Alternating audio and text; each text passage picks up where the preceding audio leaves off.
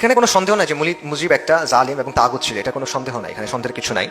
এবং সে জগাখুচুরি মুজিববাদ নামে একটা জিনিসের মাধ্যমে শাসন করছে, 72 থেকে 75 পর্যন্ত আওয়ামী জাহিলিয়াত কায়েম করছে, ব্যাপক সন্ত্রাস নৈরাজ্য এগুলো করছে, এই জায়গাগুলো নিয়ে কোনো সন্দেহ নাই, কিন্তু বলে নাই।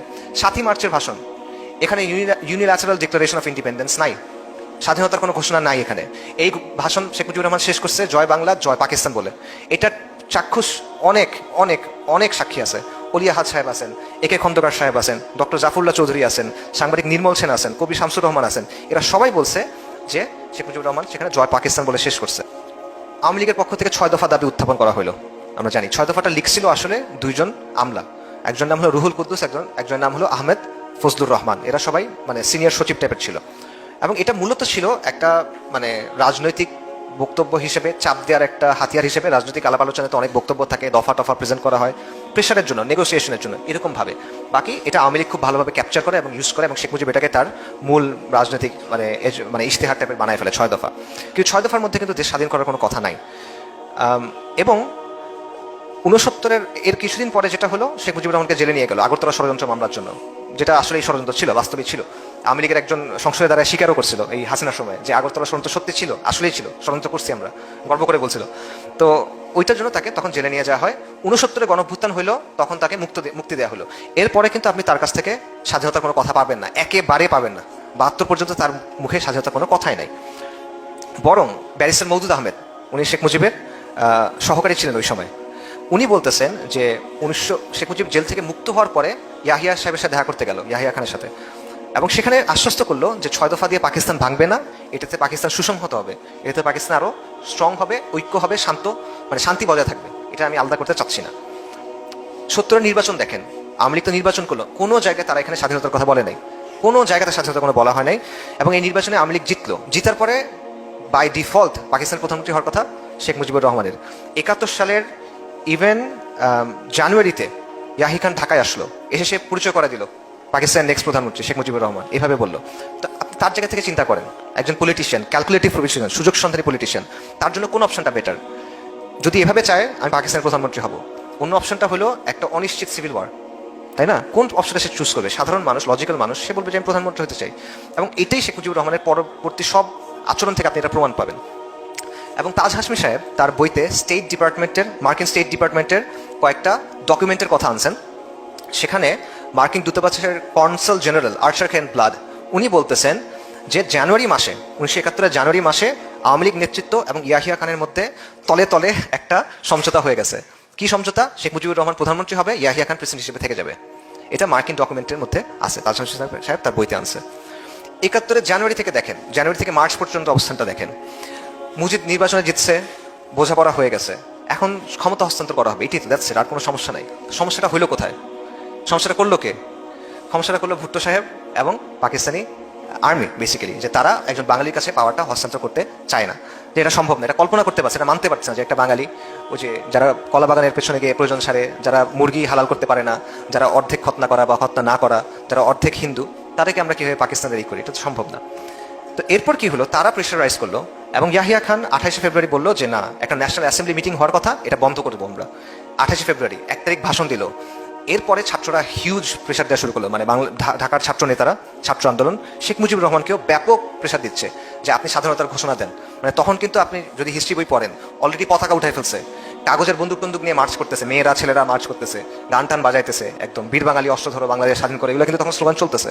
এবং মুজিবুর রহমানকে প্রেশার দিচ্ছে আপনি স্বাধীনতার ঘোষণা দেন। মুজিবুর রহমান স্বাধীনতার ঘোষণা দিচ্ছে না, সে 4টা শর্ত দিছে যে মার্শাল্লাহ উঠায় নেন, সেনাবাহিনী ব্যারাকে ফিরে যাক, ক্ষমতা হস্তান্তর করেন, আর যেই ক্ষতি হয়েছে ক্ষতিগুলার তদন্ত করেন, এরকম কথা। এটা কিন্তু বলে নাই। 7ই মার্চের ভাষণ, এখানে ইউনিল্যাটারাল ডিক্লারেশন অফ ইন্ডিপেন্ডেন্স নাই, স্বাধীনতার কোনো ঘোষণা নাই এখানে।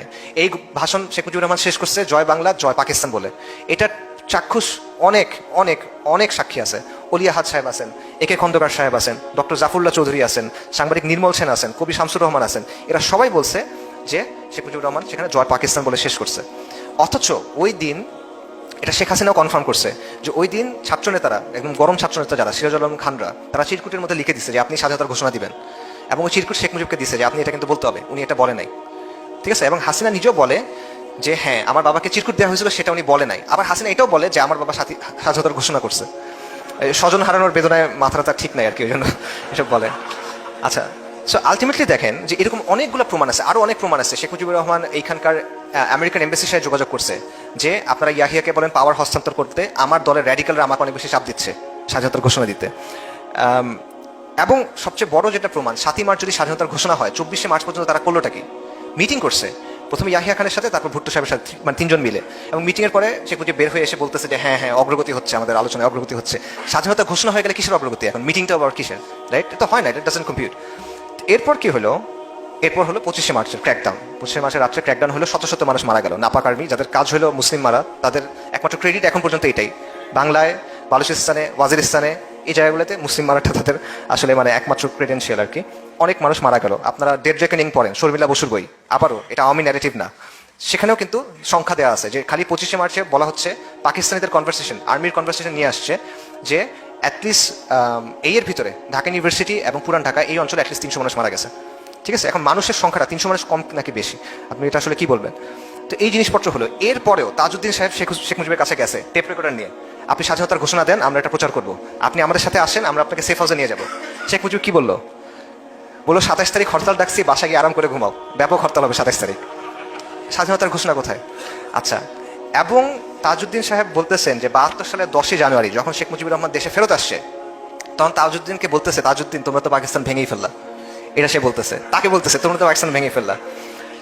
এরকম অনেক এই আছে যে মেজর জেনারেল খাদেম হোসেন রাজা, উনি এইখানে পোস্টেড ছিল ঢাকাতে, তার কাছে মার্চে 2বার শেখ মুজিবুর রহমান যোগাযোগ করছে মানুষের মাধ্যমে যে আমাকে শেল্টার দাও, কারণ আমার দলের র্যাডিক্যালরা এটা বলতেছে ওইটা বলছে, তারা এগুলা করবে। 2বার সে করছে। এবং সবচেয়ে বড় যেটা এক্সাম্পল, যে মুজিব কিন্তু পাকিস্তানে তো তাকে নিয়ে গেছে বন্দি জেলে, সে ঘটনার প্রভাব কিছু জানে না। 71 সালের 20শে ডিসেম্বর জুলফিকার আলী ভুট্টো গেছে তার সাথে দেখা করতে। ভুট্টো গিয়ে বলতেছে এই ঘটনা ঘটছে, এটা তো আলাদা হয়ে গেছে, এখন আমি পাকিস্তানের প্রেসিডেন্ট এবং আমি চিফ মার্শাল ল অ্যাডমিনিস্ট্রেটর। তো এটা কি হলো? আমি মেজরিটির নেতা, আমি নির্বাচনে দেখছি, আমি এটা হব, তুমি আমাকে রেডিও স্টেশনে নিয়ে যাও, টিভি স্টেশনে নিয়ে যাও, আমি বলতেছি এটা আবার ঠিক হয়ে যাবে, এরকম কথাটা সে বলা শুরু করছে। আচ্ছা, সো আলটিমেটলি আপনি দেখেন যে মুজিবুর রহমান লাইফের 3টা ফেজ আছে, আসলে 4টা ফেজ আছে, আসলে আমরা 3টার কথা বলি। একটা হলো প্রথমে সে পাকিস্তানের জন্য আন্দোলন করছে মুসলিম লীগের হিসেবে, তারপরে সে আমরা দেখি যে 56 বা 63 বা এই সময় পর্যন্ত সে চাচ্ছে যে বিচ্ছিন্নবাদ মানে আলাদা করে ফেলবে ইন্ডিয়ার সাহায্য নিয়ে, লিফলেট বিলি করছে, আগরতলা ষড়যন্ত্র মামলা ইত্যাদি ইত্যাদি হয়েছে। কিন্তু যখন নেহরু অসম্মতি জানাইছে, তারপর যেটা হয়েছে যে তার চিন্তা পাল্টাইছে এবং সে নিয়মতান্ত্রিক রাজনীতির দিকে গেছে। এবং আলটিমেটলি 69-এর পর থেকে আপনি দেখেন যে সে কিন্তু প্রধানমন্ত্রী হইতে চায় তখন, কারণ তার জন্য এটা তখন ক্লিয়ার একটা রাস্তা হয়ে গেছে। এবং সে আলটিমেটলি হয়েছেও, কিন্তু ফেরেন্স করার নির্বাচনে জিতে সে হয়েছে, তার জন্য দরকার নাই এখন বিপ্লবী রাজনীতি করার, সেটা হয়েই যাচ্ছে। সো এইটা হলো আরেকটা বিষয়। এবং তার যে বৈশিষ্ট্য যে সে আসলে 2টা দিককে খুশি রাখার চেষ্টা করতো। একদিকে সে পাকিস্তানি এলিট যেটা আছে বা পাকিস্তানের জেনারেলরা যারা আছে তাদের সাথে দেখা করতো এবং তাদেরকে বলতো হ্যাঁ হ্যাঁ ঠিক আছে পাকিস্তানের পক্ষে আছে, এই সেই হ্যান ত্যান, আমি দেশপ্রেমী। আবার তার দলের যারা র্যাডিক্যালস যারা, তাদেরকে বলতো যে হ্যাঁ হ্যাঁ তোমাদের সাথে আছি, তোমরা কাজ করো, আগে যাও আগে যাও আগে যাও। সবাই সাথে কথা বলতো, সবার পিঠে হাত বুলাতো, একজনের কথা শুনতো, আরেকজনের দিকে তাকাইতো, সবাইকে বুঝ দিয়ে রাখার একটা ক্যাপাসিটি তার ছিল। বড় নেতা তাদের এগুলো থাকে আসলে, মানুষ যেটা তার কাছে শুনতে চাইতো সেটা সে মানুষকে শোনাতে পারতো, কিন্তু সেটা নিজের একটা অপরচুনিটি খুঁজতো যে আমি এখান থেকে কীভাবে আসলে ক্যাশ করতে পারবো। এবং মুনতাসির মামুন লিখছে যে শেখ মুজিবুর রহমান একটা অনিচ্ছুক জাতিকে স্বাধীনতা নিয়ে আসছেন, স্বাধীনতা দিচ্ছেন, একটা অনিচ্ছুক জাতির জন্য তিনি স্বাধীনতা নিয়ে আসছেন। বাস্তবতা হলো যে ইতিহাস প্রেক্ষাপট তাকদীর অনিচ্ছুক শেখ মুজিবকে একটা স্বাধীন দেশের প্রধান বানাই দিয়েছে, এটা হলো বাস্তবতা।